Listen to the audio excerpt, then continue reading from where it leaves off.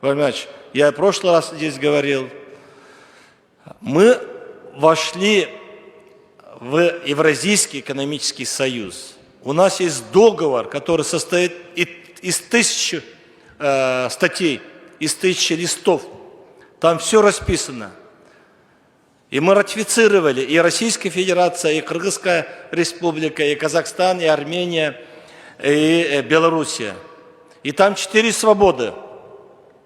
Свободное движение трудовых ресурсов, то есть наших граждан, свободное движение капитала, свободное движение товаров и свободное движение услуг.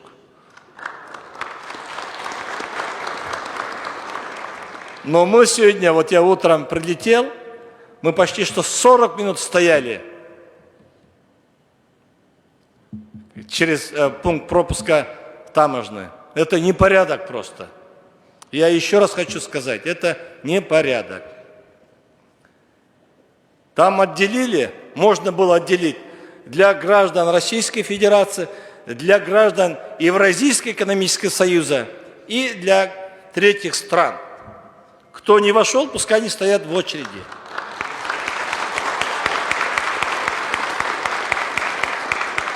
Потому что вот наши граждане, они ежедневно пересекают. У нас здесь вот по определенным, то есть по последним подсчетам, активно живут 425 тысяч, и в сезон приезжает до 300 тысяч человек. И представляете, какую мы им создаем условия. Тем более Российская Федерация нуждается в грамотных, которые знают русский язык. У них есть образование, у них есть навыки. И самое главное, у них есть любовь к Российской Федерации. Они хотят приехать здесь поработать и заработать для себя, для своей семьи, и еще приумножить экономику Российской Федерации. А мы на границах начинаем создавать небольшие такие вот проблемы. Я надеюсь, что вы будете на своем уровне доводить. Я в прошлый раз об этом говорил. Наверное, господин посол тоже об этом будет говорить.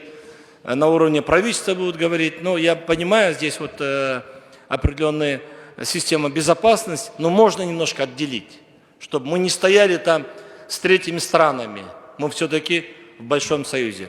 Спасибо вам всем.